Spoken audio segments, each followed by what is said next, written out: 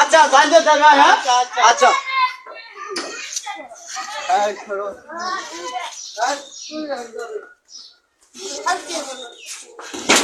সারা কই গেলি রে সারা ক্রিকেট বানাইছিল তো করে